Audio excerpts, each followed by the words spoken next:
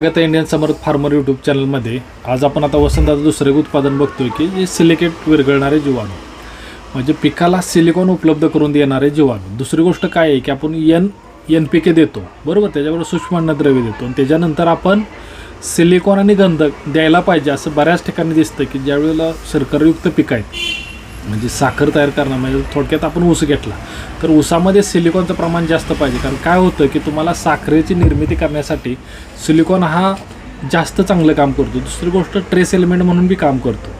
म्हणजे जमिनीमध्ये आपण ज्यावेळेस सिलिकॉन देतो त्यावेळी पानं रहाट करायचं प्रमाण पण चांगलं राहतं. त्याच्यामुळं आपण सिलिकॉनचा वापर करायला पाहिजे.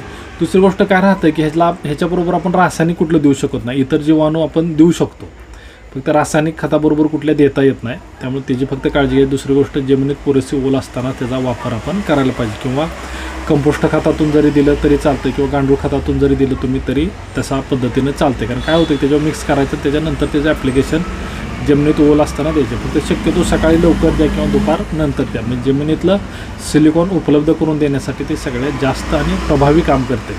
त्याच्याबरोबर आपण जे सिलिकॉन बघतो, सिलिकॉन आहे किंवा गंधक आहे, हा पण जास्त महत्त्वाचा राहतो. त्यामुळे तशा पद्धतीने आपण नियोजन करावं, जीवाणूंचा जास्तीत जास्त आपण वापर करावा.